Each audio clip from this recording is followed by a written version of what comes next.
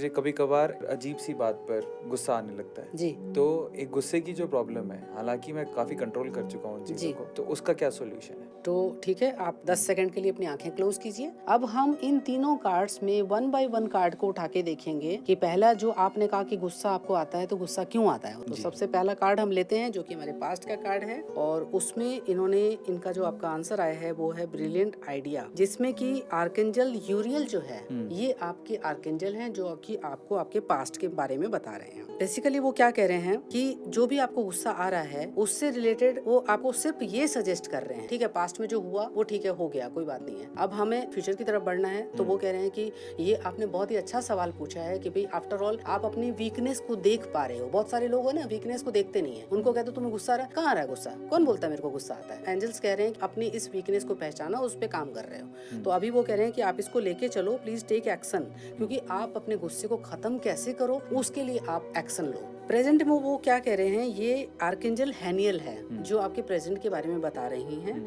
और ये आपको कह रही हैं कि आप एक्स्ट्रा सेंसिटिव हो। क्या ये सच है? हाँ, सच है। क्योंकि जो एक्स्ट्रा सेंसिटिव एनर्जीज जो होती है ना, उनके अंदर इमोशंस भी बहुत डीपली होते हैं, और वो उनके अंदर एक ये खासियत होती है कि वो लोगों का करते भी बहुत हैं, और थोड़ी कोशिश ये भी रहती है कि लोग भी मेरा करें, वो एक्सपेक्ट भी करते हैं। लेकिन जब ये सब चीज़ें उनके अकॉर्डिंगली नहीं हो पाती है तो उनको ये गुस्सा आता है, जो कि प्रेजेंट में चल रहा है। लेकिन वो कह रहे हैं कि कहीं ना कहीं आप धीरे धीरे एक आगे की तरफ, ऐसी जर्नी की तरफ बढ़ रहे हो जहाँ पर आप बाय डिफॉल्ट आपका ये जो गुस्सा करने की जो वीकनेस है वो अपने आप आपकी धीरे धीरे कम होती चली जाएगी।